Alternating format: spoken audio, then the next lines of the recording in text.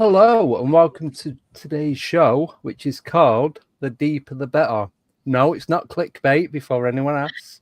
It's legit and it's about rabbit holes. That's it. That's all you need to know. So we have the wonderful Dawn Lester and the even more wonderful Brandon Thomas. And the next wonderful, myself. No, it's not. It's Nicole. So welcome everyone. Thank you for coming on.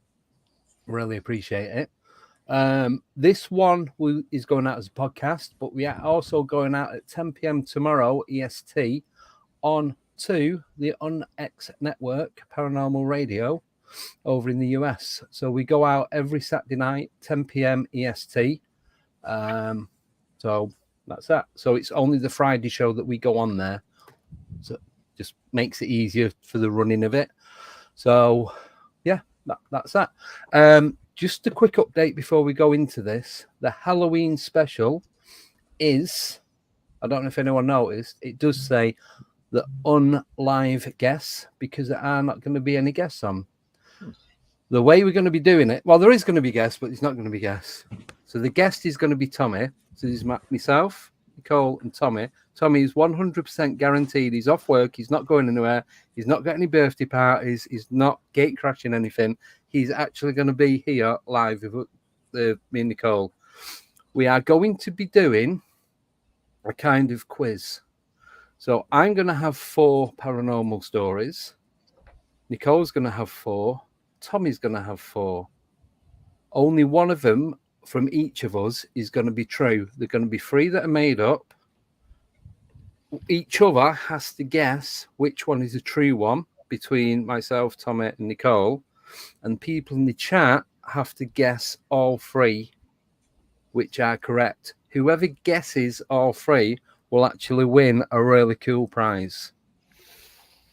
And that's all I'm going to... And nearer the time, I'll tell you what it's going to be. But all I'm going to say is you plug it in and it will light up your life.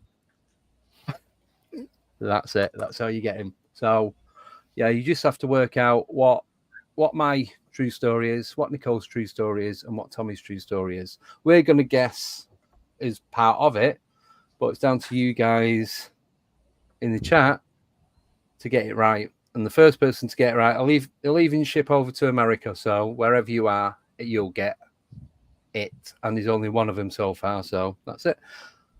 So anyway, enough of that nonsense. Welcome, Dawn. Welcome, Brandon. Thank you for joining. Did you have your 24-hour update? Oh, no. Forgot about that. 24-hour update. 22 guests. I know 4 that I've booked. Nicole booked 2, 3. Well, 1 and a couple, so that's 3. Yeah. The rest, there's 4 of them that Nickname has booked. All the others are being hidden from myself and Nicole. So we do not know who the guest is going to be. We know what time people are coming on because everyone's got a 1-hour slot. But all we've got is taken. So when they come on, they have to have the camera turned off and a fake name. So then when they're waiting at the bottom like you guys do, I'm not going to be able to see who anyone is. And it's all part of the entertainment, isn't it? Guest roulette. We'll have no idea. Guest roulette. Wow. Incredible. Yeah. Never heard of this. It's fascinating. I love it. Innovative. You're bold and innovative. And I love it. It's just different. It's just different. I like different. Yeah. Yeah. Just do new shit. I don't know if you've noticed. Yeah. Yeah. I think we know you do different. Yeah, no, it's cool. Yeah. So, yes, but I'm going to be doing more stuff up towards the end of the year, and hopefully you two will be able to get involved with that, if possible. But I'll let you know nearer the time, and we'll have a private chat. Yeah, sure. Yeah, sure. Yeah. Right. So, Dawn has been away. Sorry? So jumping right into it now. Yes. Yeah. So Dawn has been away. She's come back and she went to... Do you want to say it? Because I know I'm going to mess it up as soon as I open my mouth. I was in Serbia at an event called Liber Pulko, which was at it's called Ark Village, very near to what is being called the newest state in the world, called Lieberland. Right, I'm just Yeah. gonna. Oh, I'm gonna put this one up first. Yes, Lieberpolko. That was that's the event. Yeah, the replay videos are, if they're not up, they're going to be up very soon. I think they're up. They're available. It's in association with the people who set up Acapulco, if you've heard of that, which is in Mexico. I mean, that started in 2015. Yeah, Jeff Berwick is, runs that part of that. So it was a collaboration between the Acapulco people and now I'm going to be careful not to butcher his name. Vit Jedlicka, who's the president of Lieberland. Yeah. So he was involved. So, having this, so this is the first time this event has been on. It's so the inaugural event with a number of speakers. It ran over the course of 3 days. The fifth, yes, that's the Free Republic of Lieberland. Yes. They're encouraging people to join them. It's as the name suggests, Liber is based on free. So the idea is it's not going to be the same as other countries. It has some certain organizations, as I say, Jedlicka is the president, so there is some structure, but it's being run in a very different way. I mean, it's still in the very early stages, and again, blockchain is definitely a significant part of how they're going to be running the country. So in terms of like free, it's as I say, there's certain structures to it, but at the event, I mean, there are actually quite a few dignitaries at the Lieberpolko, the event, as well as the president of Lieberland. There were European politicians, someone from the UN, a few media stations, and apparently even somebody from CNN, which is interesting. African dignitaries. So yes, it was, I mean, it was let's say smallish. I mean, there are over 200 people there, so it's not like that small, but for the first event, so first time in Europe that they were running this event, so various speakers, and there was a lot of people I knew, and there was a lot of new people I met as well. A lot of overlap and parallels with the kind of information that people were sharing about. Mainly the idea is about solutions, because we know about the problems, and more, so many people are talking about the problems. So it's, the problems, well, what can we do about it? So it's discussing different solutions. Now Lieberland's one idea, and it's not the only one. There are other people talking about various types of community. My friend Henna Maria is involved with creating a community in Finland, where she's just recently returned. I mean, she is from Finland. So she was talking about how that is being set up, how they're organizing that. There was another lady there who lives in Greece in a community that began 18 years ago. So there's a community there. So she was talking about how they run there. So again, and they're not all the same. They're different ideas. So it's not to say, oh, this is the way, because there isn't the way. Because I mean, that's the problem that's where we are now with the problem that people say, oh, this is the way, and everyone kind of follows, and we go. So it's people saying, okay, well, let's try it this way. One of the things with what Henna Maria was talking about with her community is that they're starting from an agreed set of values. So they may have lots of different ideas of how certain things may work, or they may do certain things, but they're coming from the same set of values, which I think is just brilliant. And I mean, it's crucial, because you may have different ideas about how to do certain things, but if you're coming from the same values, then and agreed, and you have to agree to the values and to work with that. So and one of the things with Liverpool was that we agreed to the values of the 4 agreements, if people know that book. So again, which is fine, because they're pretty, well, I mean, they're very reasonable as far as I'm concerned, and one of them, of course, is being impeccable with your word, which is very much ties in with where I am and how we understand what we're doing according to the language. So being aware of the words we're using. And I know people saying, oh, spelling, and it's like, the words we're using, are we spelling? I mean, yeah, we are. And we can do that in a, I mean, it's positive, it's not quite that, but in a beneficial way. We can still use words. And yeah, we are using words to describe and everything. So it's just being more aware of our language and how we're using. So again, that kind of thing, to have agreed values, which are, again, absolutely essential. So yeah, it was that was the essence of the talk I gave, which I called Activating the Power of Your Mind for Health and Well-being. So it's how we use our thoughts and our beliefs and what we're doing. And so again, the well-being is not not just the health part, it's our well-being, which is more than just our health. It's our healthy state of mind and what we're doing and the actions that we're taking. So yeah, it was good fun as well. It wasn't all serious stuff. It was good fun. Yeah. So how long was you there for?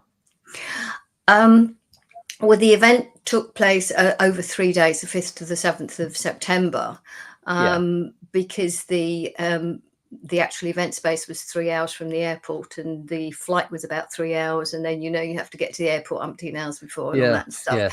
So yes, all of that, and then traveling. It ended up being 4 days either side of that traveling.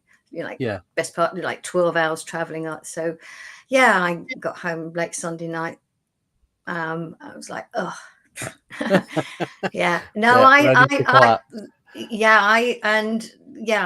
did the sensible thing. I blocked out Monday as no, nothing going on Monday. Yeah.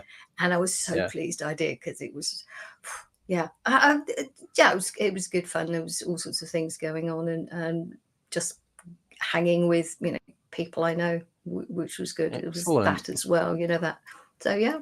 And people from all over the world, people from the States, definitely people from England, Scotland and Ireland. I don't remember if the Wales, but definitely people, different parts of Europe, which obviously is a lot easier to get to than Mexico, where Acapulco is. So, so people from Australia, Australians travel. So yeah, it was cool. Really good. Yeah, a good mix of people. And it's, when people are in that vibe, we're all in the same space of wanting solutions and moving forward. So that was good fun.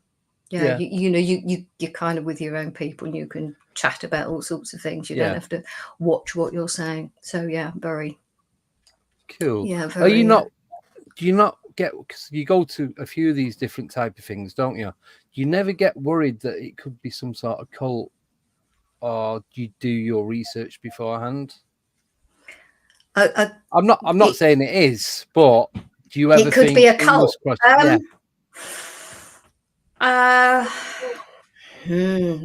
mean, some of them maybe. I don't go to that many, and I know there are some gatherings where they can be a bit more cultish, but not not the ones I've been to. Definitely not Music and Sky and Confluence, because I know the people who organize them, and that's definitely not where they're coming from. So those two events are definitely not. So this is the first time I've been to anything associated with an Acapulco. I didn't get the sense that it was, like a cult. People have different views. Not everyone was on the same page with respect to, and I'm going to be guarding my words, invisible enemies, shall we say. Not everyone's on the same page, but that's fine, So a lot of us were talking about that, and hopefully helping other people get to a slightly different understanding. Yep. What You know. makes it a cult versus not a cult? Because all cults, I feel like, have these grand, great ideas for society. Where's the line? It's for both of you. Question. Well, a cult is where I think there are leaders that we all that people are supposed to like bow down to or whatever, and they say what happens rather than people being part of. And again, this is not communism, the sort of community, but everyone having their own input. One word answer is ego. Is the difference? Well, yeah. Ego If somebody's running the show and nobody else can contribute, then that would be a big red flag. Yeah. Makes sense. No. Yeah. No. Great Thank question. you. Oh, sorry. So Brandon, do you go to any of the type of things? I know you've done similar stuff, but do you go out to these places? These I have not been to yet, and I haven't made it to sort of a bigger circuit scene like Dawn has. Dawn's like the coolest of the cool of all these. I mean, she's got places with live music and DJs and like all these young, like hipster festivals. Yeah, fucking straight up festivals, man. Yeah, absolutely. Yeah. And so, no, I have not been to anything like that. One, I'm pretty chill. Number two, the only thing that I can compare to that would have been the Grimerica's Contact at the Canyon event that Mary and I did last April. And it was awesome. We had a blast. It was more of an intimate conference, more of what I'm geared towards, which is just sort of this intimate setting rather than speakers on stage kind of thing. But I haven't made it to that circuit yet, but I see big things like that in our futures anyhow. I've got an expanding reality expos that I've really passionate about, and big dream vision type stuff where it's part UFO festival, music fest, speaking, exactly what Dawn's doing, just our spin on it. So this is in my future. I just haven't dipped the toe in the water yet. Cool. Thank you. Nicole, have you been to anything like that? I've never asked you, have I? No, I've seen things like this before. There's a couple little communities in America that are trying to do kind of that thing, set up like their independent state, but they're not recognized by anything. Yeah. Interesting stuff. I think Slow Jamistan is one of these. You can get a passport from them and everything. It's yeah.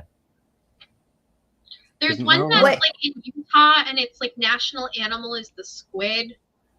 Yeah, and there's all these things where they have religions as well, like flying spaghetti monsters and stuff like this. And it's really interesting when you start looking into this stuff. And like Dawn was saying, rather than they have it right with the model that they are going for. What it does show is just that that's the break in the dam, right? That other things are possible, that you don't have to be governed.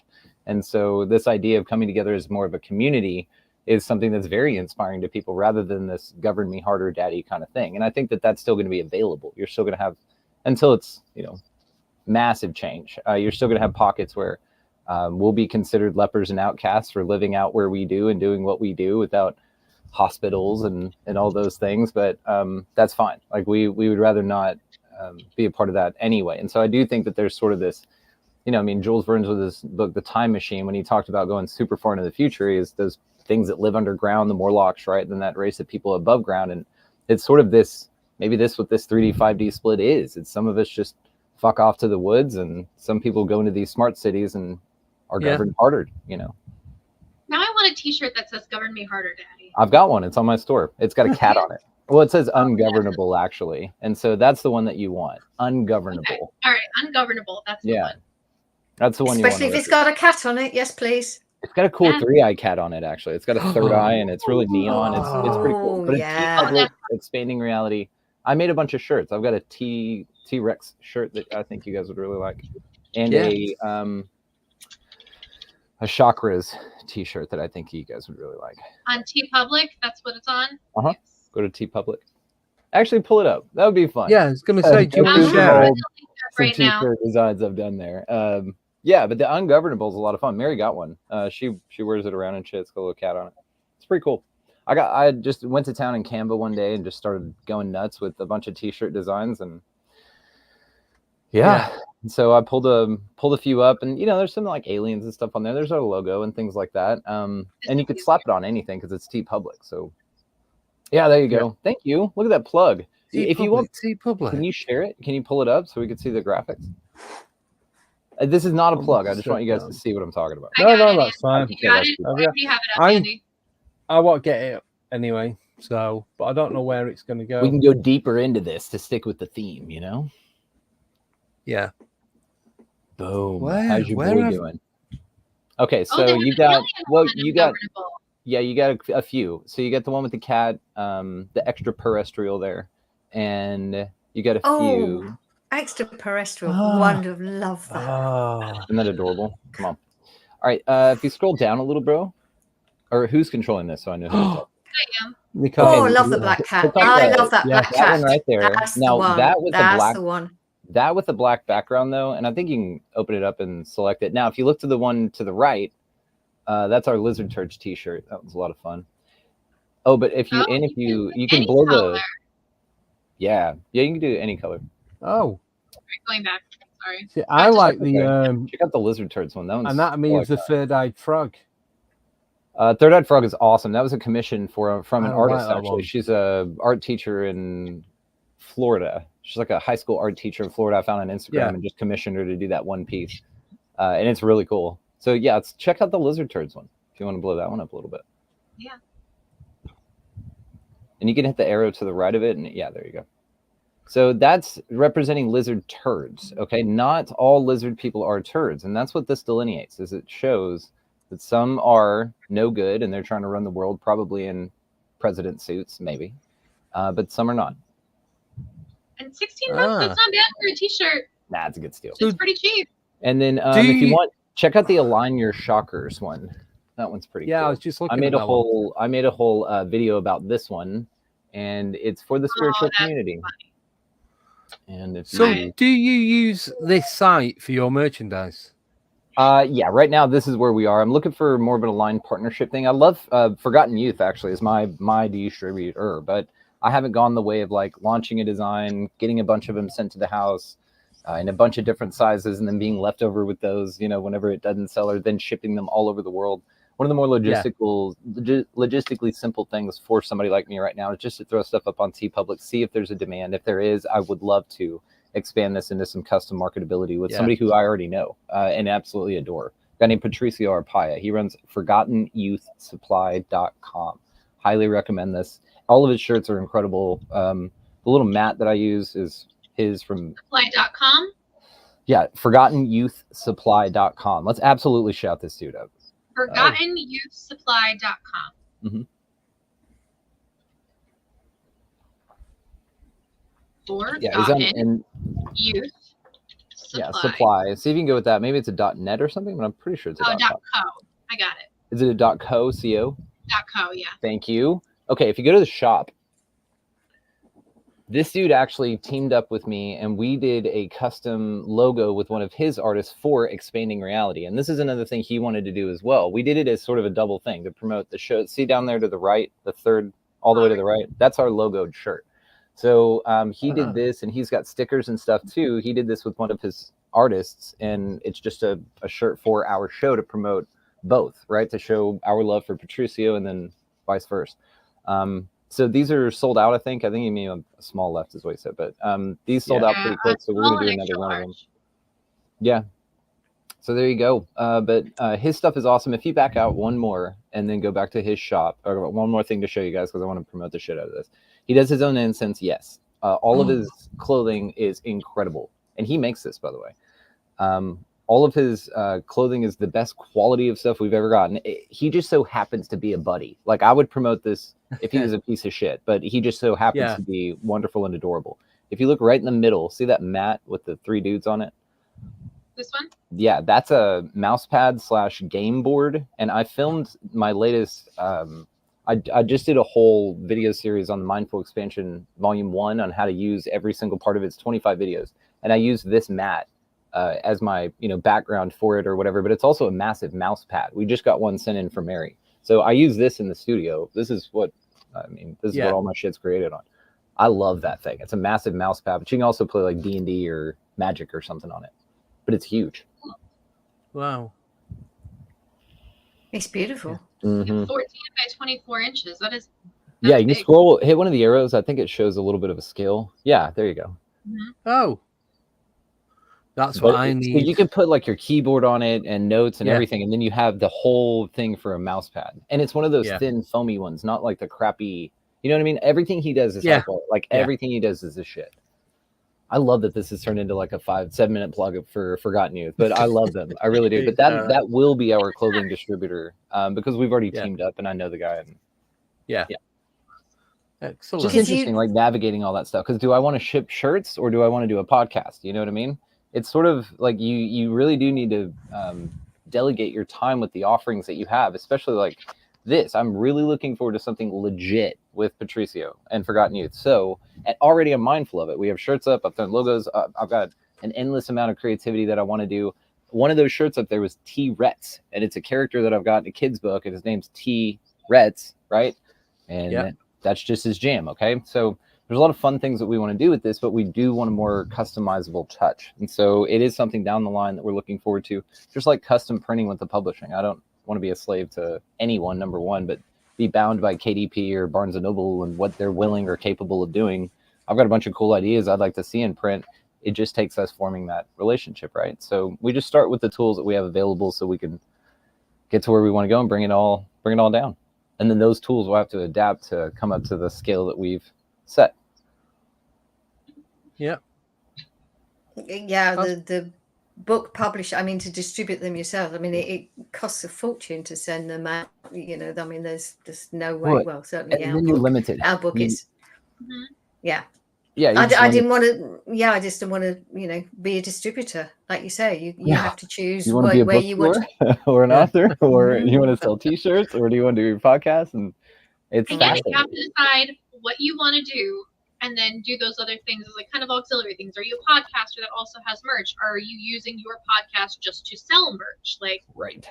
Yeah. Like what comes first, the chicken or the egg?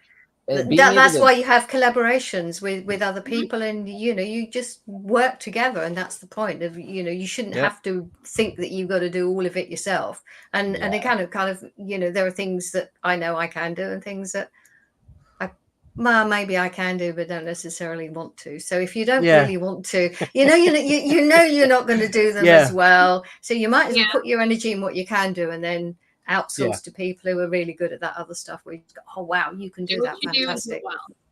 I'm still trying to find them people that are really good at doing that. What do you know? I know what we've got a community. We know someone who could do everything. Like, I don't feel limited at all. We know CNC machine workers. I know all kinds of people. It's if you need something done, we've probably got somebody who can do it incredibly well, and they're going to be aligned, like what Dawn was talking about values. It's now it's about taking, you know, this incredible community and seeing what their strengths and passions are, and the alignment's there. So I mean, the passion is those projects, because like Dawn was saying, you what's nice about like the publishing house, for instance, we have people who are wonderful authors and they write the shit out of stuff, but they don't draw or do illustrations. But to present their work in the way that they want to, they need somebody who draws and does illustrations and not too far the wordy bit. And so this is where you then create that third thing, that beautiful egregore, this trinity forms, you know, where two become one, you know, this mixing of energies. And that's beautiful. That's where hands are hands, a left hand and a right hand work together rather than both of them wanting to be feet, you know? Yeah. And that's why connections, you know, just connecting people, collaborating. And, you know, I don't know, you know, the things that I know and things I don't know. And if I don't know, I may know somebody who does know. So, you know, or we ask other people, you know, do you know somebody who knows this or can, you know, connect or whatever. And that's the thing of not being a centralized organization. It's just a network of different people, but connected. And it's important for us to be definitely aligned first and then connected. So there's plenty of us around. It's just we don't always know, and it's not always obvious. Once you start talking to people, you find out how many people are connected and how many other people, and then, you know, it just that's how we build. And it's probably there are more of us building this stuff than may be obvious, which is good. Yeah. You know, because people go, oh, there's too many of them. And go, well, there's actually loads of us as well. Yeah. We got all that. It makes me think of that quote. It's like, if you're the smartest person in the room, find another room. Yeah. Because you need people that can help you better yourself, better what you're trying to do, Yeah. and kind of bring you up to their level. And then you bring other people up to your level, and you just keep building. You just keep working up that ladder. Yeah, definitely. That's the real Tower of Babel right there, lifting each other up. Each other up. Yes. Yeah.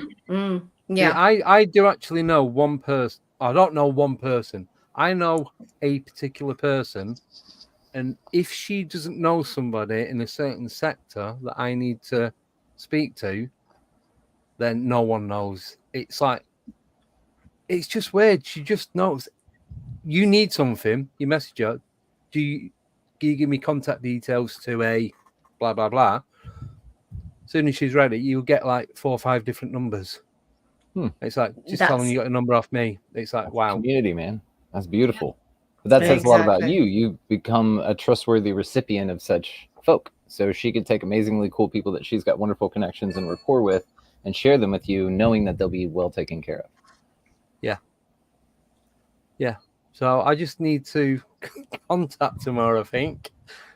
That's my downside, is I don't do enough to try and connect with all these different people, because I'm too busy trying to think of what I'm going to be doing next and what I'm doing now, and not thinking of what I need to do next, if you get what I mean. Yeah. And you want to make sure you can give the people your time and attention that, they deserve. Yeah. Not just send them a message and then forget about them for weeks. Yeah. Ghost post. But anyway. I have surprises coming too, though, with it. So it'll be worth it. Been waiting for, so Nicole crochets little ghosts that you put cat balls inside. So when you go out doing an investigation. Now, my cousin won one about 17 years ago, and we're still waiting for her to send them out. I know. It was only a few months ago, but it just feels like it was forever. Still, I know. They're coming. So, they're coming with new surprises. That's good. Can you say again, what is it that you put in them? So those little motion activated cat balls that people use on like paranormal investigations because they light up if they move. It's like a little crocheted doll, like a ghost, that you put the ball up in its head so it keeps it off the ground and it's less affected by like footsteps and vibrations. Wow. Okay. Very cool. Not see that. Yeah. Yeah. When you type cat balls in and go to images, don't. Nicole, I'm gonna want one of these in like a year. Should I order one now? Yeah, you should. Okay. I need one for an investigation in a year. Will you go ahead? Okay. Yes. I know how great, awesome things just take time, dude. And that's going to make it all the more worth it. That's so cool. Not like the bottom of the screen where it's actual cat's balls. Well, what's awesome is the name of this podcast, Cat Balls. Yeah, cat toy balls, probably. Yeah. So, but I mean, the title of the episode was suggested some nonsense like this, so let's bring it. Cat balls. Hey, cat jewels while you're at it. No. Because I've seen them. Hang on a cat's tail to like cover up its. That's what I'm talking about. Yeah, it's a little butthole jewel, and it like slided over its tail like a ring, and then it covers its butthole so you don't have to look at it. I'd say get your logo in a few of them, and pass those out as merch. I actually That'd be good. feel sick right now because sounds weird, but I can actually smell the smell of a cat's ass right now. Interesting. And it's just no. Whoa. But how are you so familiar with cat ass that you can just call it? I couldn't tell you what a cat. If you had 7 asses in there, I couldn't tell you which by smell. I used to bred cats for 2-3 years. So we probably had about 160 cats in total. Damn. That's a lot of it. That's a lot of cat ass, dude. Yeah. Oh right. Okay. I thought that was a Claire skill. Obviously, it's just a memory coming back. Yes. Imagine that though. No. That's your superpower. No. You're like, I always can smell cat butt. I know dogs' feet smell like. How is this useful? Do you notice dogs' feet smell like Fritos? Feet smell Smell like your dog's Fritos. What part of it? The pad part or the top part? Yeah, like just no, the bottom part, like The pad feet. part? Fritos. Hang on, like what? No, just What's the Frito? I don't think so. no. Yours doesn't. No. We've had this conversation with so many people. They're like, it does. Okay, a little I don't bit. know. All right, that one did. Yeah. I'll go. Yeah. I'll Okay. go Fritos. Okay, Fritos, you're gonna, yeah. What are Fritos? Like corn chips. Corn chips. You'd call them crisps, Oh. probably. Keep corn going. crisps? Keep going. Hold on. Okay. Okay. I no idea You what know they are. like Fritos are? No, we live in the UK. Yeah. We've only just got the wheel. Don, you're the ambassador here. I'm gonna send you a bag of Fritos when I eventually send these things. They'll be Okay. expired, but you can. Okay, there Right? we go. Fritos. Yeah, Oh, like the twisty corn snack. Now bugles are the bomb shit because you can put them on your fingers. Bugles. Yeah, Like, I've had Yeah. bugles. Yeah, you put them on your Yes. fingers and they're like little claws. okay. Oh, Yeah. yeah, because we call chips crisps, and chips Yeah. are potato. Oh, your Potato tender fries. fries. Potato fries. Yeah. Yes. That's Yeah, what no. threw me out. I wasn't, Mm. Yeah. completely gone. Completely. I've been objecting recently to kind of calling where we are, Andy, calling it the UK, because I Yeah. know that's kind of, I still want to call it Britain, or England, Ireland, Well, Scotland, Wales, yeah. whatever. I somehow I've never felt comfortable with this kind of the UK. So Mm. I don't know. Yeah, I think it is another one of those trying Yeah, to make 'cause us.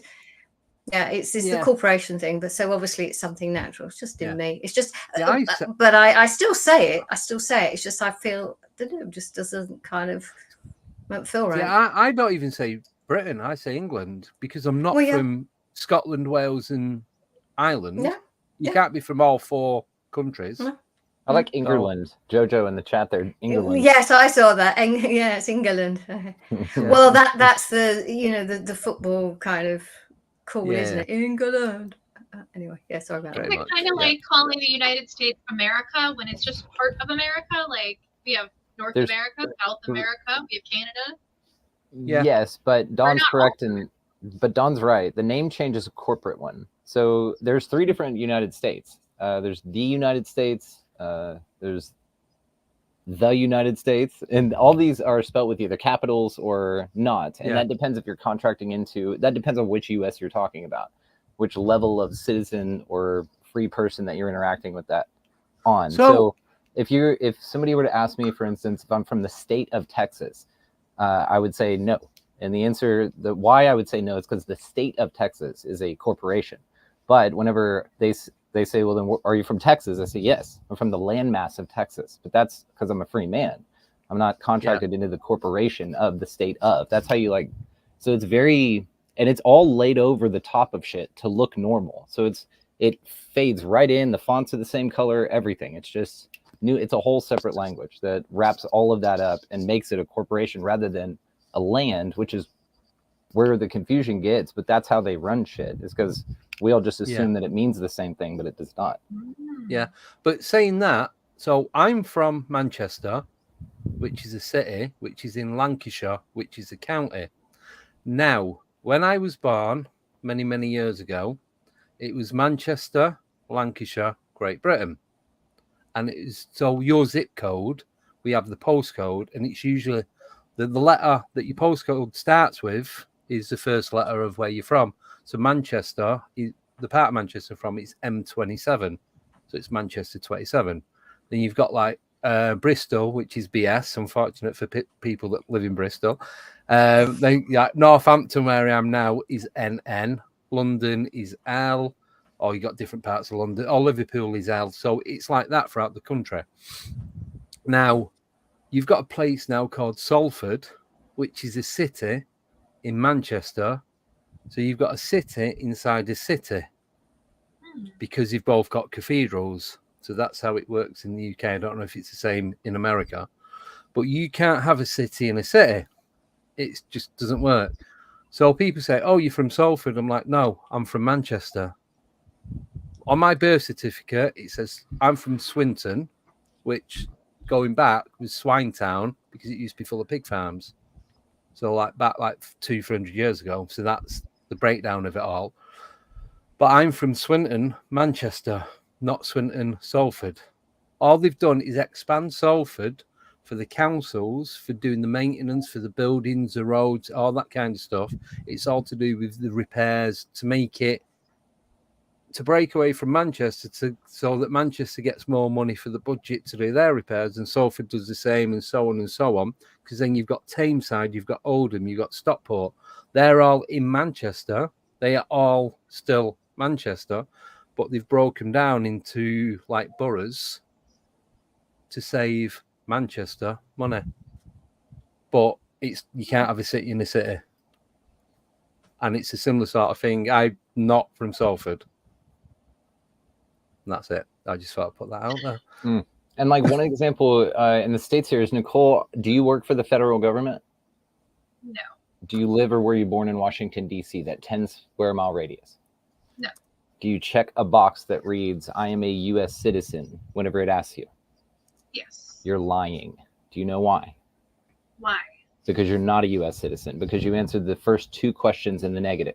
If you are not a federal employee, or you do not live or were born in the 10 square mile District of Columbia, which is a corporation, that is where citizens reside. Citizen means slave. So whenever you check that box, it's not true, but we're all assume that it's true, and they just kind of go along with it because it lumps you into all of the other things. So really now, when you check that box, you're technically lying because you know the difference. So it's going to encourage a lot more people to sort of look into those things and maybe ask some more questions. So if you're not a federal employee and you do not live in the District of Columbia, technically you're not a U.S. citizen. Technically, you have to subscribe to that. You have to tell them and volunteer every time you check that box to reaffirm that you're a U.S. citizen for the corporation that has duped you into thinking that that's what's going on. It's fascinating. Well, do you know the thing about a birth certificate? Do you know the background to it? Yeah, that you can take it back and revoke your birthright, and then they don't have any control of who you are and what you do. You become but you also nomad. But you also don't have the ability to do anything. Like you can't contract into the system. You can't do anything. So there's a way to do this to where you sort of are in both worlds, but you declare that you're not in this one as that particular role that they've assigned you in this one, right? So there's a difference between how they treat you, which is what's called a straw man, and that is your fake identity. That's the death of you. That's when your birth certificate was written, it created this fake entity that's traded on the stock market at very high value. You have a trust account in your name. And that's why your birth certificate and routing numbers and social security numbers and all that are all 9 to 11 numbers. Not 11, by the way, which is interesting. But they're all the same because they're interchangeable. It's a commodity. And this is where this like maritime law, and when you go into America, when you go into anywhere and you see a gold fringe around an American flag, that's military. So all the courts are military courts. So they're treating you like maritime law. So when you know this stuff, this is how you sort of unwind from that sort of thing. But also, you've got to really just look at what's going on here. And it's so convoluted. So just don't make any moves like getting your passport and revoking your status and doing all that stuff without doing a lot of research. Because I've been looking into it for a little over a year now, heavily aware of it because of Jordan Maxwell and things like this. Because I had him on the show, thank God. 1 month before he passed away, I had Jordan Maxwell on. And we had a great combo, but he's in that world as well. He was sort of the inspiration for this. And now I've really been taking this as my path. I've got a class I'm a part of that's the 26th of September. I've got an episode coming out next week about it. Check that on the feed, and you guys can check out and sign up for that. But we're starting our own trusts, foreign and domestic trusts, as you operate your business out of one, and you put all of your anything that you want protected, your assets in the other. And we're learning how to set all that stuff up and how to really unwind from this system and free yourself. Wow. And it works anywhere because basically it's the same system. There might be some slight variations in certain countries. The other thing is I've kind of gone into this, was it a couple of years ago now, through what's called the Law for Mankind, the Sovereign's Way. They run the Law for Mankind, which as well as some of the practical stuff, actually teaches you to recognize the aspect of who you are first. So if you're doing this all from a place of fear, you are going to probably get yourself into a whole load of trouble. So it's really recognizing to do the inner work first, and to really know how to then approach everything, so it's I found that fascinating. Well, I mean, more than that, very useful as well, and so important, because so much of this is about taking the power back. And you want to go deep. I mean, this is like where we're going into who and what we truly are. Is and we've been made to believe we're just unimportant, and in fact, we are extremely important. So and our own experiences. So it's knowing who we are, starting from that place, really doing that inner work, and clearing all the, well, not all. I mean, you never clear them all, but I mean, clear as much of the fear, if you like, so that at least when you're faced with a particular situation, you have an understanding. So definitely not to go into any of this stuff, like you were saying, Brand, really. And unless you've got a good idea of what you're doing. It's not that you've got to know all the situations that you might come into, and just have all that sort of hypothetical, whatever it is, but to be clear enough with what knowing who you are, and then having that approach, and approaching everything kind of from a place of confidence rather than fear. Because if you're in a place of fear and somebody, you're having a sort of some kind of confrontation, they're going to recognize that, and then they, if it's some kind of official, if you like, with a title or whatever, they're going to take advantage, because they will see that you're not in a place of confidence. If sometimes you just only have to say a few different things, and they'll know, and then they won't push it. And sometimes just the way you hold yourself as well, just being, because my friend told me about this a few years ago, and I'm like, you're winding me up. It's like, he goes, no, look into it. And I started looking into it, and it's like, when you are born, you are credited X amount of money, and it goes into the millions. And that's I think, am I right in saying 15 million is standard? Something like that. I don't know. Brandon, you're muted. Are you talking about your trust that you have that's associated with your bank account? Yeah, you got a lot of money in that, but I don't think it's a good idea to talk about that. No, I'm just going to... You know what? It's one of those interesting things that is empowering, but there's a many steps. And hopefully this is like the thing that gets you into that world and starts you on that path. But as far as the true open public discussion of that, probably not. I would encourage folks to... I'm actually going to send you a link. I'm just seeing how to do it in the chat here. It's wanting me to connect. But I'm going to send a link in the chat here. And this is a guy named Joe Lustica.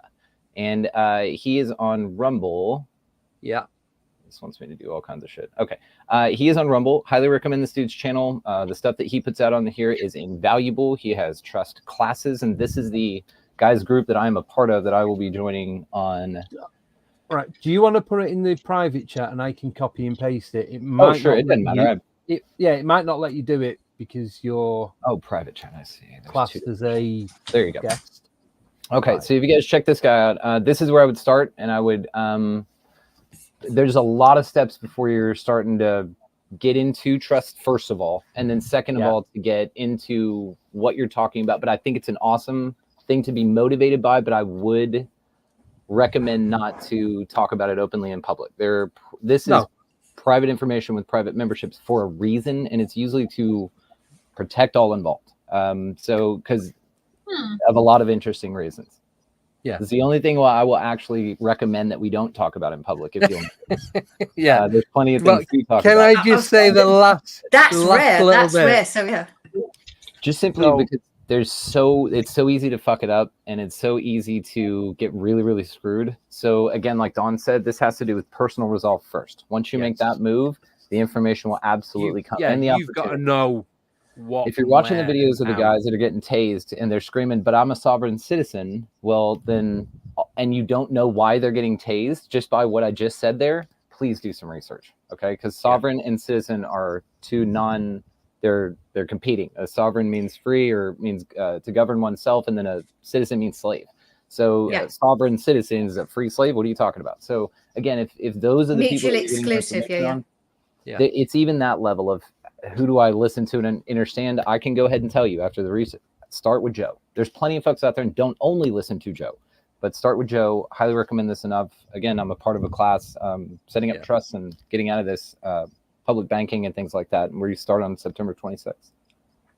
As Brandon said, there are other people doing this, more and more people, and some are more public than others. So do your own research and find something that you kind of feel is right for you. So again, with the one I mentioned before, again, there's it's these things are not for everybody, and you have to feel it's the right time for you. When it's the right time, the information comes. But it all starts from it has to start from you and knowing who you are, and going out there and trying it when you really only have a little bit of knowledge. That's when a little bit a little bit of knowledge is a dangerous thing. So that can be. Start where the pain is and live it in steps. Like really take it slow, read a lot. It's a whole new language. So you're literally learning. If you speak Spanish and you're learning English from a Spanish perspective, right? You're learning legalese. It's a whole new language, and it's meant to trap you. This is why, again, if I said state of Texas and they roll past it real quick, I hear Texas, I hear state of. I've been hearing that my whole life. Yeah, I'm a member of that. Boom, I've now hooked into the system, and now I've represented myself as something I don't mean to. But it's because of the language, because I didn't speak the correct language, right? In that instance. I want to point out something in the chat here, fire spirit. Same as when the cops ask if you understand and you stand under their authority. Yes. This is why, if you'll notice, I never say the word understand, ever. I have swapped it out for me personally in my entire vocabulary, systemically, to be understand. I taught all my devices, yes, that is what I mean. Stop trying to autocorrect. Understand is what I mean, because I don't stand under anyone. I understand myself, and that's where the standing occurs, is within me. But I don't stand underneath anyone. And this has to do with authority. Fire Spirit's got this. It's these nuances and these understandings that you gain along the way that are very important. So thank you, Fire Spirit. I wanted to point that out in the chat there. I saw that above. Yes, and that's why I say again with the language, we've been taught to spell, and it's not to suddenly get all paranoid about I can't say certain words or whatever, but it is to see, I'm not going to now use that word. It is to comprehend the words that you are using, to use them correctly, and be aware of the language and where you might get caught, but not to be paranoid about it, because then you just you freeze up. So it's not to get too concerned, but to be aware of how we have been manipulated into thinking along a certain way. And I mean, there are so many words. Of course, now I want to think of them. Of course, they're not coming. But I mean, the obvious one is the psyop they started at the beginning of 2020 with the invisible enemy. I'm not going to say the word, but the invisible enemy, and that's a twist of a Latin word that means poison, and so they've twisted that. So so technically, if they're talking about this particular thing, this invisible enemy, in the true context of what it originally meant, they're correct, because poisons do make us ill, and yet they've twisted it for something that they've now made out to be something that goes through the air and just affects everyone and infects people, and just that, which is complete nonsense. But again, I mean, that's just one example that's probably quite pertinent to what they started at the beginning of 2020. At the same time, that there are so many words that have been twisted, and again, the understand, that's and it's to be aware without being, say, kind of too yeah, not getting too anal about it. It's Yeah. just awareness. So that's again with the language, how we can get ourselves I was caught just up, and gonna again say with our that. beliefs and our thoughts and what we just get, because we beat ourselves up with our own thoughts as well. It's like if you do something, it's I'm so stupid. Actually, no, I'm not. It's just it's the self-talk. Because again, I mean, I've sort of said this before, if you're about to eat something, it's, I know this is really bad for me. If you're about to eat it, you go, why are you, because you put in that energy. And so again, it's just being more aware instead of just using words. Yeah. There's something, there is something to it. There is, and again, it's energy. So it's just where you're putting your energy and how you're putting it. Was Yeah, it you see, guys we were talking about with different meanings of the same words? Like week, W-E-E-K and W-E-A-K? Maybe, possibly. It was, yes. These all blend together, which is a beautiful thing. But like days of the synonymous week versus days of That's the the week. double Days, as in a week. And then in the as morning, in like, a morning is at a wake, at a morning. funeral, right? But you wake up in the morning, but you're in a morning at a wake, which is a funeral. Yeah. So yeah, it's all that double speak stuff. Again, understanding is another one of these. And one of the easiest ones. Busy and productive are another one. Switch the word busy out with the word productive. It will change your damn life, man. When somebody, you've been busy? Absolutely not. Never. Ever, ever, ever. Busy's a rocking chair, man. It'll give you something to do but not get you anywhere. But productive, absolutely. I've been the shit out of that. It's very different energies. But one of the easier ones, quickly, is breakfast. Because it's breaking fast, which we all know anyway. Because obviously you're fasting because you're asleep. So how are you going to eat while you're sleeping? Which is ridiculous on its own. So you're breaking the fast. So straight away, that if you just know that one, you can break everything else down. Even the word, I was reading, the word month means something like month. It's a moon. It's based on the moon cycle. It means do nothing, basically.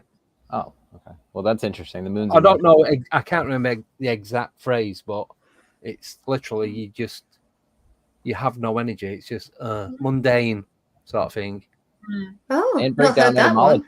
So if you get into Monday. mundane. Break down etymologies of things. So government. Do you know what that breaks down to? Governmente in Latin. Mind control. Yeah. Isn't that interesting? Just a little bit. Holidays, it's holy days. Like, you know where the words come from. You know what's going on. Well, going back to what we was talking about the other week, Nicole, when we was talking about Saturn worship. So Saturday, which is the Sabbath for Saturn.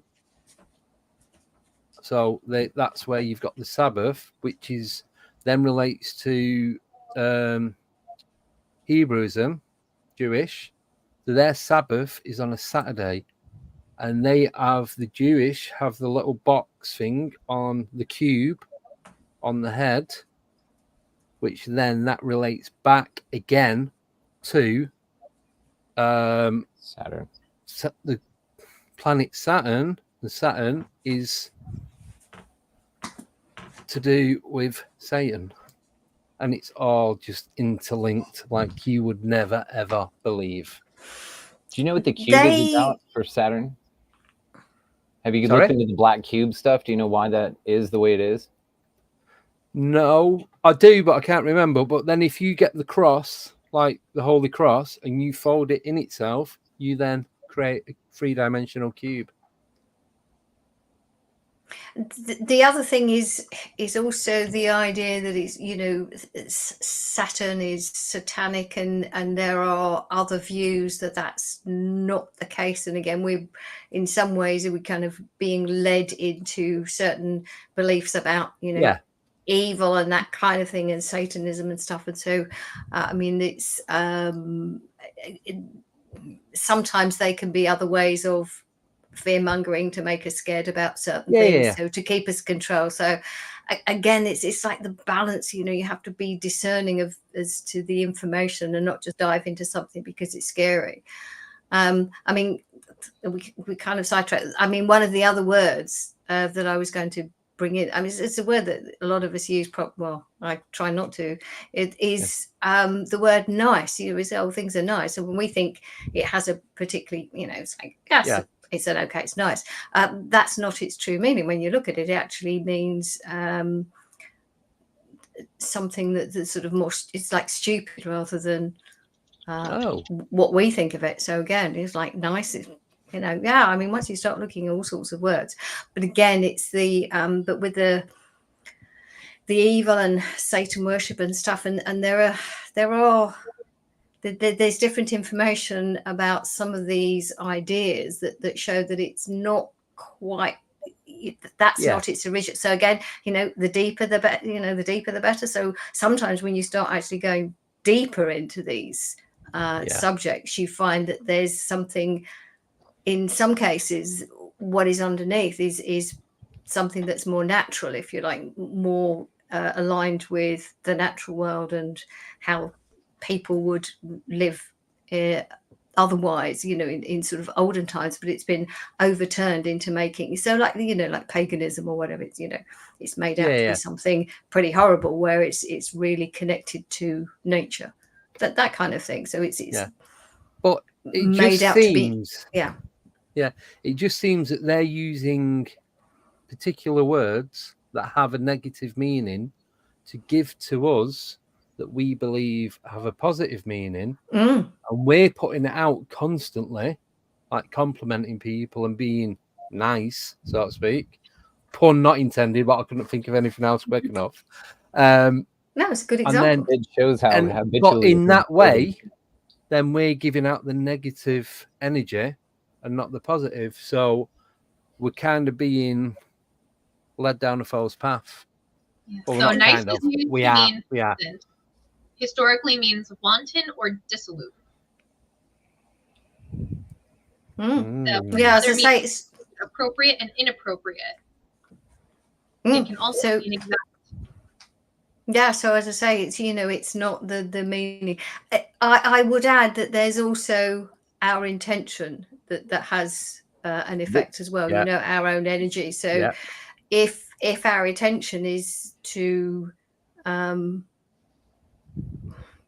come from a place of, you know, genuine love, if you like, that if we're using the words incorrectly, it's as I say, the intention is probably stronger, so that can counterbalance, you know. So again, it's you know, if people use certain words, and, you know, not to think, oh, you know, it's a problem, just it's just being aware and learning and shifting and working through these layers of rubbish, you know, all this rubbish that was the indoctrination that's been put on us, and, you know, and so a lot of it is what we're doing is not necessarily learning something new. It's clearing away, you know, it's basically clearing away the crap, you know, with these layers. And so again, going deeper down through the onion layers, it's not necessarily deeper into something more it's like deep, it's to find out what's below all the indoctrination and all the crap layers on the top of it, you know, peeling back the onion skins, whatever analogy you want to use. But it really is finding what's beneath it all, and realizing that and most of us, I think, when we get there, feel more aligned to go, oh okay, yeah, this feels right, you know. It's like, oh okay, this is good. It's just because all the other, you know, the so conditioned. So do you find go ahead, Andy. I'll just really quick. So do you find that when you started looking into this and you was working out the true meanings of, like, the intent and the spelling and the suppose the word association of what it actually meant, when you realized and started changing from one word to another, did you notice that things started to, like, clear up around you, like your life? It was like, where is a bit of chaos going on, it was like it was just all, it was where it was supposed to be. Big time. Same productive, busy, that was a big one. Swapping those two out made massive change. That led to scripting a new life for my mother-in-law, like actually putting words out into the world that were different, that changed the way that she interacted with us ahead of her interactions. Like, really interesting shit. I think it's interesting when we talk about that we're given this sort of training ground where, yes, there is a muck of things, it's deep and it's heavy to clean out of or climb out of. But if you think about it, if we're super powerful, as we've been told that we are, as a lot of us believe deep down somewhere that we know we can find down in there, then you'd want a bit of governance or a bit of challenge inherent in being able to express your gifts so that you don't just go all willy-nilly. Now, I'm not a fan of restriction, but I can get systems. And so by a systems perspective, if we have the ability to hone our intent before we have the ability to unlock the power in the actual language we're speaking, I could see that as a benefit, not a cart before the horse kind of a thing. If you knew all the power of the words and you just started using them without intent, then what would happen with that? So let's say that we just sort of appreciate the thought that by us seeing around us that the words that we're using are slightly off, but we know that they're off because our intent doesn't match the vibration of the result that we're using with them. That is our indicator. That's also an indicator we're ready to switch to the true power of the word. This is when it starts really getting interesting, is because you hone intent, like Don said, tons of work. And then within this, you'll start misusing. And then you'll find words that you just slip out and you'll go, and you feel so far back. And then that's a whole nother, dude, it's about this just calm reaffirmation of what you really, really mean. And if what you say with your face does not articulate that, then it's probably either inherent in the language itself. Clarify what you mean, clarify your own intentions to match with that there's a language vibration for, all of those things. So it's all hidden within there.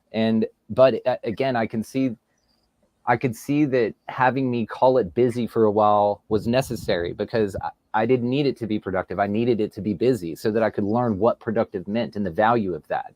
So again, I see, and then now that I've swapped it out, that's what I mean. And so much so that I've banished that word from my vocabulary. I never mean that unless I'm sitting around doing nothing. I'm busy doing nothing, maybe. But that word means the same thing to me, busy and nothing. So lack of production. Yeah. Yeah. So it's those. It's just figure out, where, and again, inner standing is another big one. You will find that you find much less authority around you and many less people telling you what to do and how to live your life and questioning your own decisions in your life when you start using the word understand versus understand.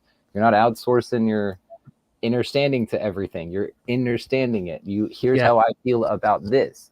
And then life's just going to check you constantly. Life is just a big, are you sure? That's all life's doing all the time. I went within, I want to do X, Y, and Z with my life. Universe is going to go, okay, well, I'm going to put resistance. I'm going to put doubt. I'm going to put synchronicities. I'm going to put all these things in your way. Simply asking that 3-word question the entire time. Are you sure? Do you still want to keep going? Right. The other week, just quickly, sorry, you mentioned about Netflix. Was that was you, wasn't it, Brandon? Edward Bernays, yeah. Right. Yeah, but not that. You reminded me of Netflix. So when you're watching it and you keep watching and watching, then it'll pop up. Are you still watching? Yeah. Same thing. Are you sure? Are you still there? It's the same thing. It's exactly the same thing, but this is everything in your life all the time. Yeah. And that's what you think, I'd rather sit down than work out, or I'd rather skip this workout or whatever. That feeling is an are you sure? Because you've decided that you're going to work out and be better for yourself. That's your motivation. But you're going to get hampered with reasons why not to, overwhelming, whatever, that old rut. That's your are you sure moment always. It's never to beat you up or to anything. It's just it's just constant. Think of it like a nagging kid that's just always asking why. It's just always going, are you sure? Yeah. Do you want to do this with the rest of your? Yeah. You don't want to be an NBA player or something? No. You don't want your life to fall to shit? No. Okay, cool. I'm just checking. Like, that's all life's doing, I feel, constantly. And you just go, yes, that's what I want. And just reaffirm it all the time. And with that comes confidence. Your life changes. See, I have unknowingly started doing that. I've just, as you've been talking, I've been thinking what I've been doing over the last few months. And it's like, I've completely changed from what I used to do to what I do. Not completely, but it feels like it. From what I used to do to what I'm doing now. Good. Weird. We're supposed to. Weird. You're nailing it. You're crushing this human experience thing, this change over duration of time thing. You're crushing it. You're doing what they call changing. I'm conscious about things now, and like the use of words and the use of language. I was thinking about you guys the other day, his song lyrics, because what makes popular songs, because I was listening to a song and it says like, I cry a lot, but I'm so productive. Think about how many people are like singing these lyrics and like screaming these lyrics. Like, that's not what we want to put into our own minds. Like, I cry need to a lot. put my song out. Yes. Can you sing it for us? No. And they're doing it at 440 hertz as well. So let's say there's amazing music wrapped within it. Still, the tuning to which all instruments are standard tuned is a perturbance of a wonderful beneficial frequency for us. It's actually not good at all. 808 Beat Machine is actually tuned specifically to be a harming frequency, and that's the thing that everybody uses in all music. So now you're talking about the systemic undercurrent of no matter what kind of beautiful intentional message you've got. So again, this is where we are between intent and actionable power, right? The power is in the frequency, okay? Not the words you're using. But again, the power is in the frequency of the words you're using. This is where it all starts to balance out and make sense. So when you then get into 432, or we were having a conversation about it the other day, if you tune to 440.98 hertz, it's actually perfect. It's harmonious for you. It's in balance. It's in check. So again, even when we say, oh, I wrote this awesome song. Okay, cool. What's it tuned to? You know, this is where we get into... This is where it gets convoluted, because this is where you get that saying, 5 pounds of ice cream and 5 pounds of shit, it's 10 pounds of shit. Okay. It's not that there's some good in there to still be picked out. It's that it's shit. Okay. No matter what good intention was in there, there's still an element of it being intermingled with something undesirable. Yeah. Quick question. Yeah. What was that? What hertz was that? So in the 50s, 56 or 52, they converted standard A tuning, middle A on a standard A, to 440 hertz from 432, I believe. I want to say 440. Yeah, I'm gonna play it now. French too that did that change. So 440 is your standard E. It's your E on a guitar. It's low E. 440. Yeah. But a lot of people are creating music in 432 now. Or it's A. 440 is, yes, and that's the point, is to then change your tuning of your instrument and then create your awesome music. Because the tuning of the instrument based on a standard, like if you go out of the box, here's how you tune this instrument, then it is in 440 standard tuning, which is an apprehension of what it could be.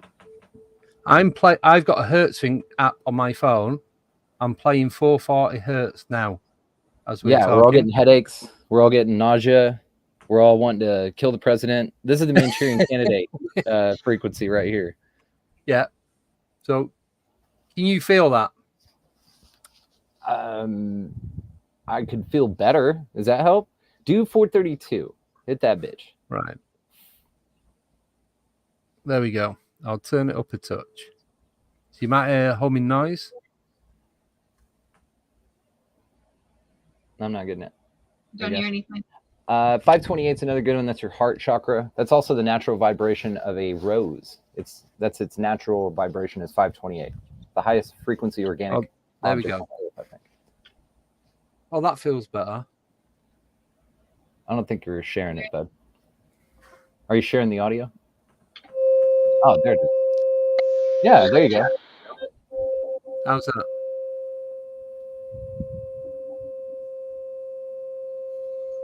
Anything? Yeah, feels great. Kind of feels like I'm walking through a field of like flowers and on a spring morning. Yeah, queefed on by angels. Hell yeah. Do you know what I mean, though? Yeah, oh yeah. Like that freshness. Reverend Wild Bill's got a demon, I think. It hurts his ears. Yeah, it's when the slugs start coming out the side of his head. All love, man. So that's 528. Okay. That's 528. And it's an app called Frequency. That's it. It's free. You get adverts across the bottom, but I'll show you so it's that's what comes up. Yeah. Okay. So the app itself. You know what I'm going to do, Andy? I'm going to download that, and I'm doing an investigation tonight, and I'm going to try playing different frequencies. Now we're talking. If we get better results with one versus the other. Nicole, right when you said I'm going to download that, I knew what you were going to do with it, and I'm on board with this. On board. How fucking cool. So, have you heard of cymatics as well, where you put a speaker with the solid tone on a metal plate, and you throw granules on top of it, sand or salt or something like this, and it'll organize it in that pattern? Yeah. It'd be interesting to take a setup like that into a place with paranormal activity and see if they like finger paint something, or if a demon face comes out, or something wild. I'd be interested in that metric. With cymatics, they've done that with 440 and 432. And I mean, the 440 is just not that exciting a pattern, but the 432 is just beautiful. So again, they're, you can just tell. And what's interesting is that the 440 is. Sorry, I just threw a pen across the screen. Sorry, carry on. No, I was going to say No, the difference between 440 and 432 is 8 hertz, and the Schumann frequency is 7.83. So it's almost that difference. I don't know if that's significant. I don't know if they possibly just bought that. Makes sense. There is somebody I can recommend called Phi Tribe, PHITRIBE. They're on YouTube. They do, I mean, sleep music, but it's way more than that. It's there's 8, but they call it sleep music because they'll put on 8-hour tracks, and so you can go to sleep to this. I saw a comment in the chat about something helpful, so I would like to add something I know absolutely to be helpful. These guys are also personal friends. So Phi Tribe is absolutely cool as shit. Ford, actually the producer and founder of Phi Tribe, Scott, I don't know how many golden records, worked with Michael Jackson, all the people in the industry, Celine Dion, Seal, all the people. If you name somebody in the industry, Ford's worked with them. I went over to Ford's house and it's like gold records all over the wall. That's where I did DMT, by the way. I was with them. So anyway, highly recommend these motherfuckers. They are awesome. Okay. Yes, I think we should do DMT. Not now, but at some Right, point. right this I think we should do that next time we get together. Check under your Yeah. seat, Andy. I'd say some DMT and taped it under your seat. So go ahead and pull that out Awesome. and rip that shit right now while we're doing this. Do you know, I would love to do a stream with You come back pretty quick. Delta Mike and Tango. You come back pretty quick. It's a quick trip back to baseline. You know, just take you 3 sizable riffs and then just sit back and we'll kind of carry on with you and make sure you're okay until you come back and then you can tell us what you saw. And then Don will go and then Nicole will go. Yeah. I got offered some a while ago and I'm like, no, because back then I didn't know what it was. I'm going back about 10 years ago. So I'm like, no, I don't want to be tripping. So I didn't do it. And then now I'm thinking I know where to get DMT. I gotta go. Again, you just guys calm down. I got a guy who wrote a book about it, and the book actually has recipes for DMT in it. The Butler's Field Guide to I'm going to put it in the chat. I got you. Yeah, and this guy's a dear friend as well. See, I'm still in the wrong country. Don't care what anyone says. Yeah. I frequently have that thought. There's so much more going on in the States. Seeing in the chat, something went wrong today. A kestrel flew right into my window, died. I mean, that's crazy that it died, but I mean, a kestrel flew into the window. Just that's Who amazing. put that? I can't see that. ogg.uk. Og. Yes, Og. Oh. Yeah, I mean that's really sad. They're beautiful birds, kestrels. Love them. Yeah. Right. Yeah. Sorry. No, it's like I've not heard of that at all before. No, I had one years ago. One flew into our living room window, and then there's a family like 2-3 doors down that used to keep owls and used to rehabilitate them. Then either taken to a what I don't know what you call them, Avery, or somewhere they can live out. Yeah, where they can live, but they're too vulnerable to be released back into the wild. So my mum had gone getting him to get his glove on, so obviously it didn't rip his hand to bits. And by the time he got into the back garden, because the living room's at the back of the house, he just got up and flew off. Like, okay. But there's like a print of a kestrel with blood on the window like that. So yeah, that was a strange day. Oh, right. Baby barn owls baby barn owls are so ugly, but yeah, cute, but really ugly. Look like aliens. No, right? I'm just looking. So Jojo, yeah, I mean they're just weirdos, real, and yet they're such beautiful birds. I mean, barn owls. So yeah. So I like owls. One of my favourites. That's no surprise. Here, I got something to show you guys here. Right, I'm just going through the chat because people are putting up different frequencies. Okay, check this shit out. All right, can you guys see this? Yep. This is the black cube Saturn stuff I was talking about. Yes. Whenever you see black cubes, it's allegedly this cult of Saturn. And the Yeah. reason that it's got to do with Saturn is, let me see if I can. Boom! Did that switch over? Yes. I am figuring out StreamYard. Okay, because it didn't show me. You guys know how this navigates on the other side. Anyway, so Saturn's pole has this on this hexagon. and then that, of course, is just a cube, right? Yep. And then with if that, you used to make it 3D, you get the unfolded cross. Yeah. And that's what the shit's all about. It's weird and culty. Yep. Yeah. All to do with control. Well, all to do with making you think there's control. That's what's really interesting, right? Because maybe it's not. Maybe that's just for them. Maybe it's just for the people that subscribe to it. Maybe we should do our own thing and not be governed. Because what does government mean again? Mind control, right? Mind control. So if you're governable, that means your mind is controllable.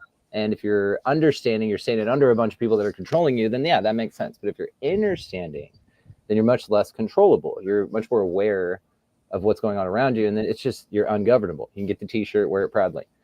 Yeah.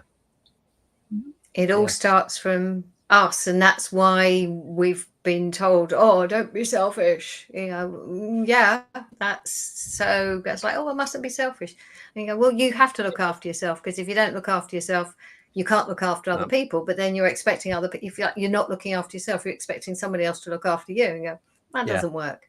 So, it's just, again, just all this it's like inversion. And the other thing, of course, is that because we know lots inverted, these some people call them parasite class, they know that. So occasionally they put a little bit of truth out somewhere. So if so that we kind of, oh, well, everything they say is wrong, so we invert it. You go, oh, okay, well, we don't believe what they say, or we twist it around. So they just say that there's sometimes a little kernel of truth in there to go. So if you twist it, you might miss it. So again, it's not to jump on any bandwagon of, oh, they're all whatever it is, because it's the discernment to to be just becoming more aware, but also not taking too much notice as well. And that comes from understanding who you are, what what this is all about, who we are, what we really are, because that's why they don't want us to know. Because once we know how powerful we truly are, then game over, because we all take back our own power, which is what we're doing, which is why so much censorship is going on, so much discrediting, so much infiltration of different movements, and all these other ideas of just keep dividing, and so all these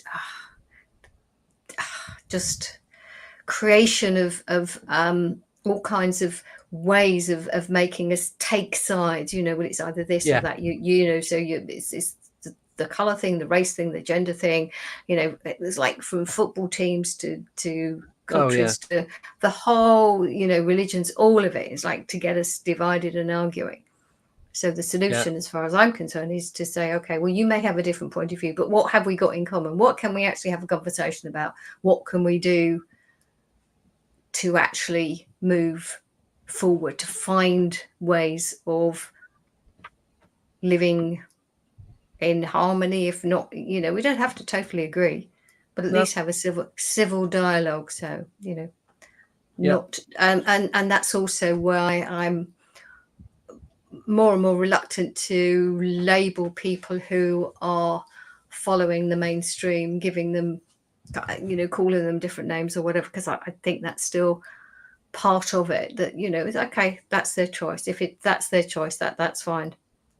Not to try and change them, but again, not to come from this idea of, oh, they are, I don't know,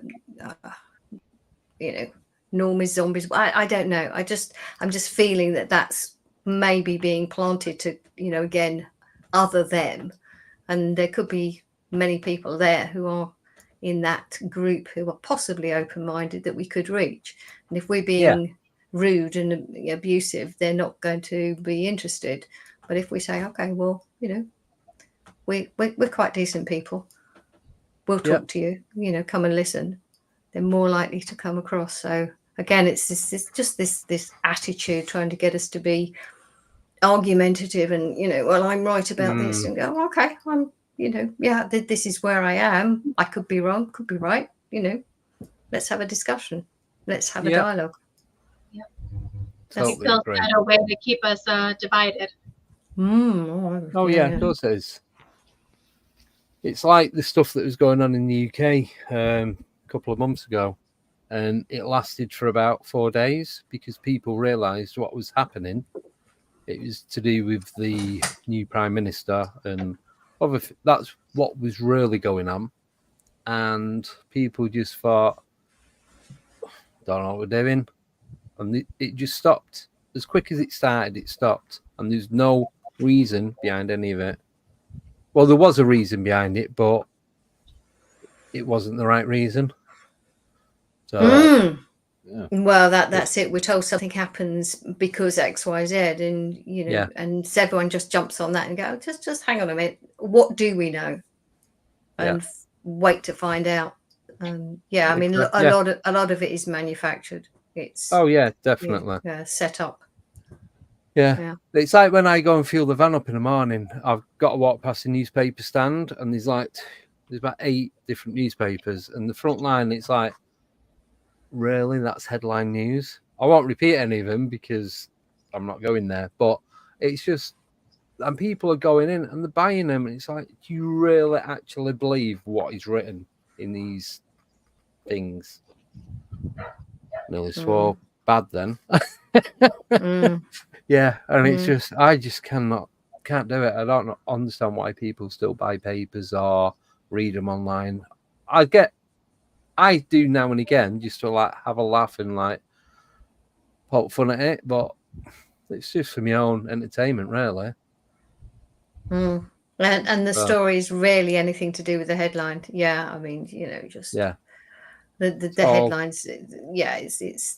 It's just trying to grab attention. Clickbait, if you like, the kind of newspaper version of clickbait. But I'm sure the print media is really in trouble because I don't think anywhere near as many people are buying it. So we got winter now. It'll be useful in a little bit. You can warm. Hit a question real quick. Yes. Blue Shift. Yeah, you got it. Yep. So, for Brandon, what do you think to Jordan's last upload about an army that's inside Saturn, the planet, and they're getting ready for a war that came from a NASA insider? When I hear the word NASA, what I see with that is the Hebrew depiction of it, which means to deceive. So anything coming out of that organization, I don't find to be true. And what does an insider mean? That means somebody high within a deceptive organization that is trusted enough to be put out to tell you something.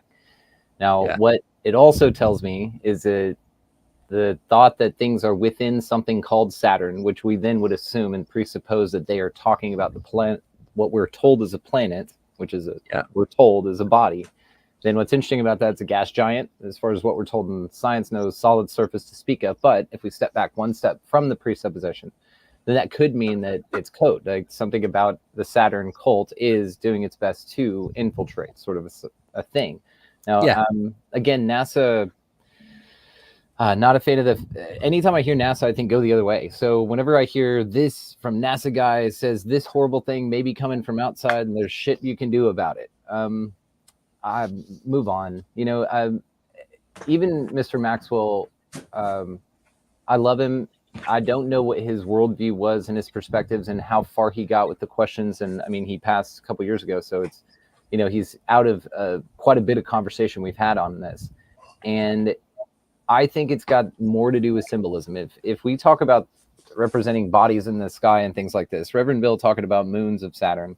Well, moons inherently in astrology are emotion and having to do with that. So if we're talking about Saturn, which is Kronos, which is the one that eats his kids, by the way, and also that's the father of time. So now you're talking about the Ouroboros and time loops, and maybe that has to do with the soul trap and eating his kids to be returned and recycled here continuously without their knowledge. Then we add all of those things in. It does seem to be a deceptive element here somewhere. But to that particular statement, I'd go cool and move on. Like it hasn't. I don't emotionally take that on because there are a lot of presuppositions built within the question itself, fundamental structures that don't see the validity of. Does that make sense? Yes. Yeah.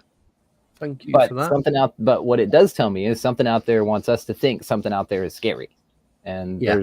that's very telling right there. Just why would there be constant doom and threat, right? Same reason why, and I always ask this question when phrased on the show, is disclosure important to you? Meaning not, oh, are you pumped about disclosure like everybody is?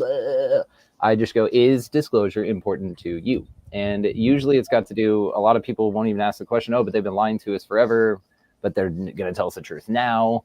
And then also whenever you see it on news or anywhere it's presented, it's with a guy with a military uniform and he's got some, so it's divide and conquer. Blue Shift in the chat nailed it. It's all this idea that there's an us and then them and that you're incapable because, and you've got to buy into all that. So you've got to subscribe to all that, and the spell that they are casting with the words that they are using, you've got to subscribe to, just like checking that box. I'm a U.S. citizen. I agree to all the limitations and subjugations of my freedom you have to offer, because that's what that checkbox means. So same thing, when we go for those kind of things, you're sort of automatically enrolling yourself in that ideal, and I'm just not into that. And the spell that they're casting to keep us in fear, as you said, you know, and that there's stuff out there that we can't do anything about. That's the point of, you know, making us into this, you know, we are unimportant, we are insignificant, there's nothing we can do, which is completely untrue. So because they're just planting seeds with what they're saying, because again, are you over and over. How's your life going? Are you happy with it? Are you sure? Because shit in Saturn's gonna come fuck with your face, says NASA Insider. And I used a bunch of words that you used to find important. And I mean, it's you know, are you sure? Like, is that what we want to do? Same thing with your newsstand. Ask you that every single morning, man. Yeah. Are you sure? Are you sure you don't want to play with this? And then eventually it will get from the just do it for personal whatever. You'll see the damage in just seeing it, and you'll just walk past the bitch like this or something. Oh yeah, I'm at the point now, because I used to have one of the daily papers online. The only reason we got it is part of my subscription for me contract on my mobile phone. So it was one of the, like, now you get Spotify or Apple Music or Amazon or something like that. You get good stuff now. So, and that was the only reason that I used to have it, because it was there. And I just flick through it like I do Facebook. But now it's like, I couldn't even tell you the last time I picked up a newspaper. Do you find it not to be harmful to even flip through it, though, dispassionately, knowing what you know about images and how spells are cast and all of that, just to even gaze upon it for what you think is a moment that you don't retain, but your subconscious memorizes every detail of? Yeah, I kind of don't do it as much. Like before, I'd stand there and I'd read the front of I'd be there for like about a minute, 2 minutes, reading the front of every newspaper, just to see what the headline news was. So now, as I'm walking in the door, I'll just quick glance. The quick glance is taking in more all the information it needs to make the message. And that's why they put it on the front. And that's why they put it everywhere, because all you need is a glance at that thing. Think of They Live. Whenever he takes the glasses off and it reads obey, that's it. It's that shit. Yeah. Not to say walk around with literal blinders on. It's just, you know, I'll avoid signs that I know are there that I don't want to look at, you know, or that I find damaging for NLP purposes. You can't scrub yourself. You can't, you know, isolate yourself from the world, but you can be mindful in those ways. Yeah, but it's like when that the hidden or the invisible enemy, and you told how far you have to walk away from somebody, and I'm like, this doesn't even make any sense. It's like, no. What's 2 foot gonna do? Does the invisible enemy have some sort of measuring device? Well, the invisible enemy had to do with the 6 feet, and 6 feet's actually the measurable. Oh yeah, 2 meters. Distance. Sorry, 2 meters. Bioresonant distance of your bioresonant field. That's how far they reach out from the human body, is 6 feet in any direction. So it's also if you walk, but they wanted you to stay just outside of the connection of other human beings. But if you're walking behind someone, they're walking, and then you're walking through their airflow. Surely.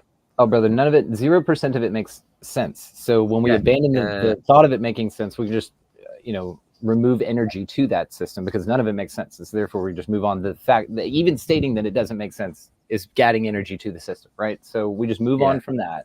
Yeah. Say that it's interesting that they wanted you to not connect with anyone's biofield, which seemed to be the true point of this, was to disconnect. Disconnect. But when you call bullshit on that and not get hung up on the fact that it's nonsense or that COVID can only be right here when you're sitting down and when you're standing right. So those things where we add energy to the ridiculousness of it, that thing gets breathed new life into it every time. Laughing at it's good though. I mean, totally. you know, the laugh is kind of just dispels any kind of energy that it might take because it just is like, because I mean, at it the is time, ludicrous. At the time, we laughed at it because I did not adhere to any of them things we was asked to do. 6 foot, don't know what you're on about. Don't go to somebody's house. Okay, I went to parties and everything, and I'm not ashamed. Hey, you're still here. I'm still there, and I didn't catch it until a couple of years ago.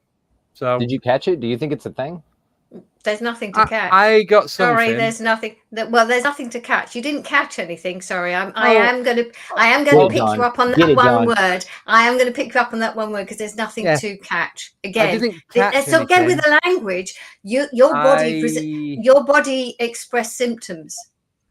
I couldn't taste, couldn't smell. Yeah, and felt a bit. That's also a sign of radiation poisoning, by the way.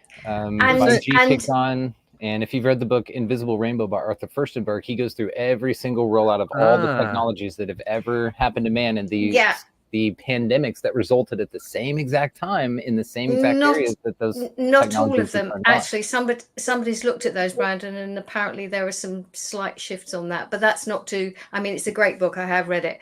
The loss of taste and smell. You know, they're symptoms that have been going on for a very long time. They didn't start in 2020.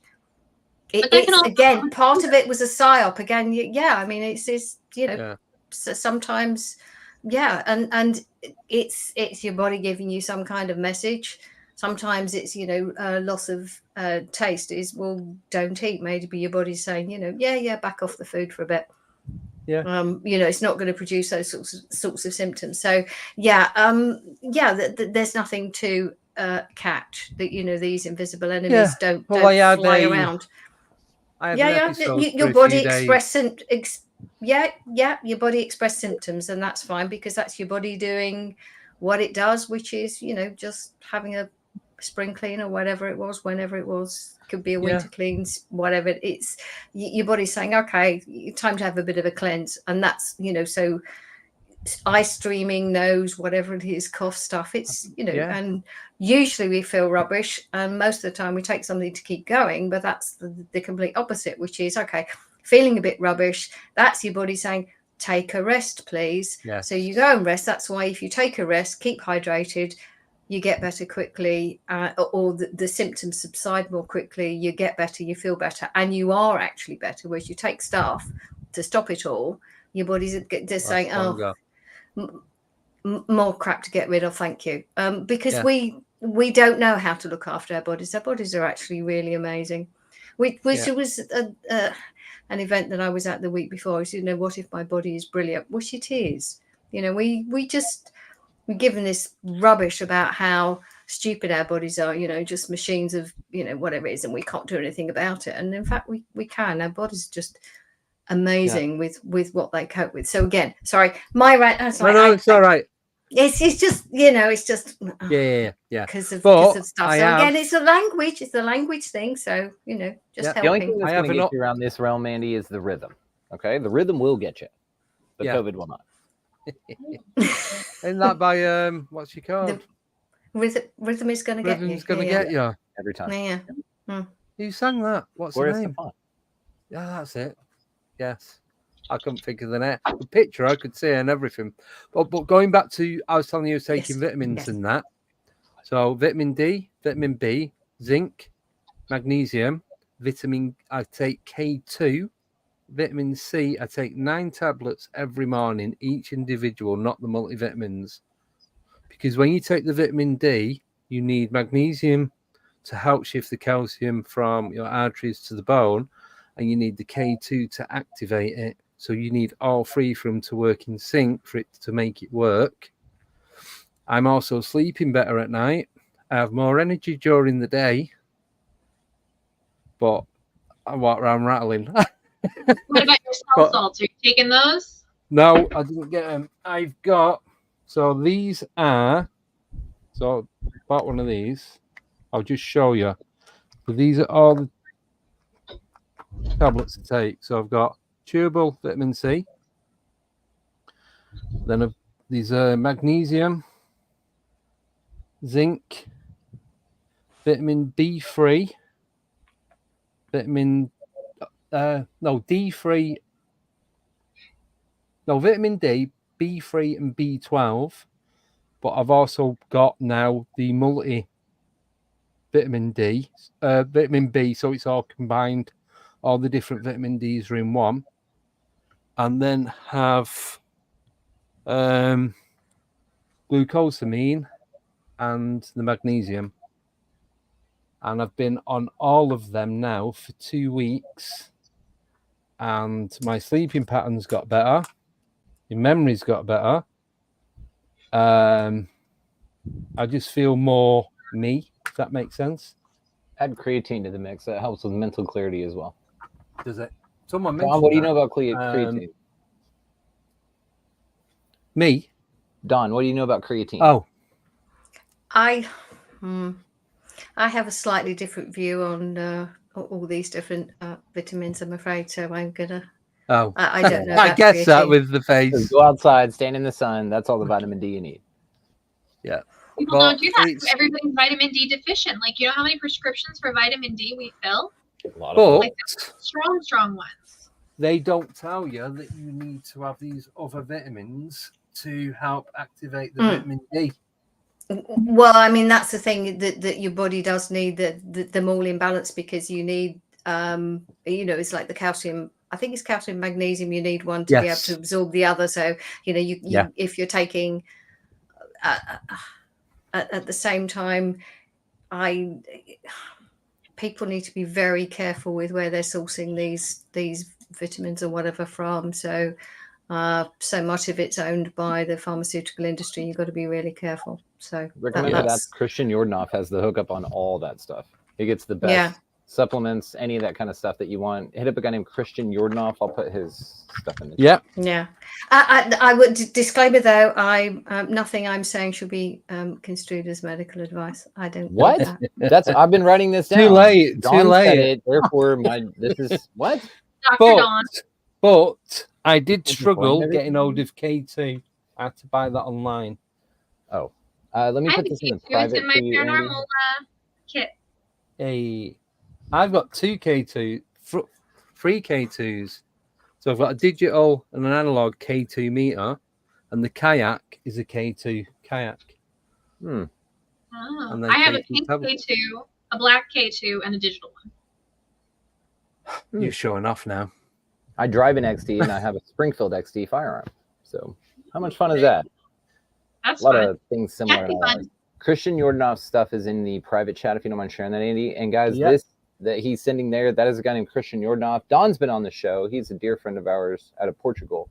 And dude has the hookup on it. He's great to work with, but he is our supplements guy. So when this dude says, hey, take these, like there's a specific kind of magnesium that we take because of his recommendation over the one that we were taking. So this dude, highly recommend. Love him. He's a dear friend. You should have him on too. He's wonderful. Really cool. Yes, I shall have a look. Right. Well, we are at the end of the show, unfortunately. Again, as always. So, a massive thank you both for coming on and sharing as much knowledge that we are able to disclose in the stand. Nicole's applying it. Nicole's applying it. Yes. I even wrote it down and still didn't say it. Nah, you'll get it. You'll get it. And then you'll say under one time and you'll go, ugh. The word sorry, by the way, is another one. I will only say it to explain it. I do not use the word sorry. That doesn't mean to say I'm never wrong and don't apologize, but the word sorry sends that vibration through every water molecule you got in your body and exists in a state of being that word. Ugh, gross. Swap it out for apologies. I heard about that the other day. I am sorry. So it's, you are. Well, even the word, Yeah. even the word, when you cast it out, think of the spell that casts. That's a sorry person. Oh, he's sorry. That's sorry. It's you're taking that on as a moniker. Soulless. You're wearing it as a badge, and you're saying, I am this, and you're flying that flag around. I don't, so if you, again, hopefully apologize, but that's sincerity from the heart. So that S word, you'll hear it, and especially when you put this on your radar, you'll hear it walking through the store.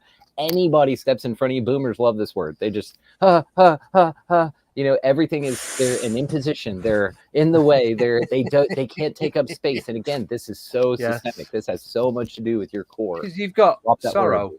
Sorrow is very similar, and it's soulless. Yes. And Nicole made that incredibly important point of whatever you say after the words "I am" is, what you take on, and if you want to know how what you're saying affects, your body and the water in your body, if people aren't familiar with Veda Austin's work, do go and have a look at that. She has shown just how much impact we can have on water. So there's. That's again really deep. I mean, Veda Austin's been carrying on from Masaru Emoto's work and really showing just the power again of intention. So again, back to the intention. So again, the language, the ideas, the thoughts, the beliefs, our self-talk, all of that's just not, as I say, it's not to get you all kind of like, can't say anything. It's to be aware and then to start shifting and changing. And as you do that, your experiences will start changing, as Brandon said, just to be, and as a boomer who doesn't identify with that. You don't get into that. You're I was laughing. You know that. Yeah, I mean, so disappointed with a lot of them because they just, they're supposed to be they're like hippies or whatever, and they just so many caved into the narrative, but some of us didn't. Some of us didn't. Allegedly had to do with the paint, lead that y'all were using and everything, the gas, the paint, everything. It put holes in the brains of that generation, allegedly. That's what they say. But lead pipes also keep EMF out of your house, so I don't know I don't know. See, there's just shit on every side, isn't it? Yeah. Well, however it works, some of us manage to avoid the programming. Yeah. And we're grateful for it. I've decided that I'm never going to use the word sorry again, and I'm just going to tell them how I feel. Just apologize. If you mean it's an action. And that's the thing, is you don't need to go whipping that out willy-nilly, because then that's another thing. It's tossed out as such an admittance of you're taking on a bunch of shit you didn't do anything wrong with. Think of that. Yeah. Somebody steps in front of you in the store, they just go, "Oh, S word." And you go, for what? You don't want to stop them and go, fucking why, right? Why did you say that? Why do you feel so belittled? Why do you feel so impositional? We're in a public space. Like, how would you have seen me? You just turned around. I was there. What are you talking? It again, and focusing on that element of it is spending the energy the wrong way. And so what we do is we just live as examples. You just, no worries. Everything's cool, but you will catch it now. And it's pervasive, man. It is ubiquitous. Since you said S word, I'm thinking of people like getting people's way and going, shit. No, I'll say shit all day. Yeah, shit. Yeah. Instead of that, that's my fault. Shit. I that's fine. Swap that S word out. Yeah. That's a cuss word in our house, is the word sorry. So that's why we're big on NLP. No, my wife cusses like a sailor, and I love her for it. Because we're free and open and authentic with our speech, but we are very mindful of the words that we say. So again, we're not busy ever around here. We're productive. We're never sorry, but we will apologize if we've done wrong. Fire Spirit, you are sexy. I don't even know who you are, and you are sexy. Just because of the confidence in the proclamation there, I agree with you instantly. Beautiful, guys. This is awesome. Talking about the whatever that comes after the I am. So yeah. And that S word is something I am removing from my vocabulary. There's your mindful word of the week, guys. There you go. For the next 6 weeks, see if you can eliminate those words from your vocabulary. Understanding, because you understand you don't stand under anyone. Think of it that way. I don't stand under anyone. And every time it pops out of your mouth, think of that. When your mom goes, "You understand?" Mm-hmm. No, Mom, I don't understand. I don't stand under you. We're, the word sorry for sure, swap it out, and busy and productive. Swap those out. The busy and productive is a brilliant one. And again, it's being mindful of the words we're using, not to kind of beat yourself up about it. Just to be aware. Once you start thinking about it, you become more aware, and you start becoming just more careful. Yeah. Of the words that you're using, and just being aware, and then you shift some things. Again, like, if you're going to do something, it's always in the future. So it's like, I am doing. Just even something like simple as that. Wants another one. I want, right? That word. Yeah. Wanting is a verb. I've always hated that. Yes. Yeah. Well, that's another great one. So if we're past that, these others are easy. Now it's just about refinement, right? Yeah. Yeah. So I'm not going to say sorry. I'm going to go, oh, well, walk off. You're like, get bollocks. You're just like own it all. Done. You're like, I'm not sorry for anything. You're kicking over tables. I walk in your way. It's like, hey, I'm walking It here. just becomes an agent of chaos. It's like, not what we meant, Andy, but I like your commitment, Blame Brandon. Yeah. So that's what I'm going to do. Let's see what happens. If I'm here next week, it's working. If I'm not, something bad happened. We'll see on So, right, we do have to go because we're well over the time. So, a massive thank you, guys, for coming on. Really, really appreciate it. And it's always great fun having you on. Great as always. We never know what rabbit hole we're going to go down, but we know it's going to be a good one. So, appreciate it. Thank you. Yes, Thank you. in 6 weeks' time. Oh, I'm plugging something. I did a video series for the book Mindful Expansion. Go check it out. YouTube, all that stuff. Rediginal Publishing. Just go check out the video series, guys. It's really cool. It shows you how to use that journal in 30 minutes. All the nuance and features. It's 25 videos. Anyway, Excellent. I love you. That's all I wanted to plug. Thank you. We love you too. Right, so we are on Next Network, 10 p.m. EST on a Saturday night. So if you don't watch back on there, you can watch us on there. And that's it. So we have the 24-hour podcast coming up on the 1st of November to 2nd November. Both me and Nicole are going to be there for the full 24 hours. With guests. Awesome. We don't even know who they are. And then on the Halloween, which is the 27th of October, that's going to run for about 2.5 hours. No guests. We're 25th. just doing the 25th? Mm-hmm. It's a Friday. Oh, yeah. 25th of October, sorry. Not 27th. That's this month. And we're going to do the 4 stories each. Only one of them is going to be true. So it's going to be 3. Out of 12, it's going to be 3 legit stories. The rest are just going to be made up. So you've got to work it out. And the first person in the chat to get all 3 of them will win something that will brighten your day up. I'm not giving any more clues. Cool. That's it. That's how you get in. So have a wonderful weekend. We are back on Wednesday with Paranormal Pixie Lara. She's coming on Wednesday evening talking about being a paranormal pixie, I reckon. I'm not sure. And then on Friday, we have Akeem and Brian Sang talking about Disclosure Now and MK Ultra and how he was a whistleblower to that particular thing. So join us next week for both of them. For those, a couple of people do know, but not everyone, I'm going to be putting a video out on Patreon. Something is happening tomorrow. I'm going to be filming it, but you can only see it if you join Patreon. You can join Patreon for free. You don't have to join on the paid membership, but there will be a video going on there sometime tomorrow afternoon of something that's happening to me tomorrow afternoon. And that's all I'm telling you. So if you do want to see what it is, I think it's really cool. And it better I'd be anyway, or I won't be impressed. If it's not, then it's not going on. But yeah, it'll be on there by about 6 p.m. tomorrow evening, UK time. Right. That's it. I'm going to shut up now, let you all go. Have a wonderful weekend. If you don't watch tomorrow, we will see you on Wednesday. So have fun. Careful what you say. Don't say sorry to anybody. Make sure you in a stand. I can't even say it. I wrote down. Back up. We're not anything like that. You can. We're not throwing the C word. Sorry. Go ahead. Was at that moment. I was unable to read. At that moment, I was unable to read what I'd written. Mm-hmm. You were so you all need to make sure you understand what is going on. So on that note, I'm going to love you and leave you. So take care and goodbye.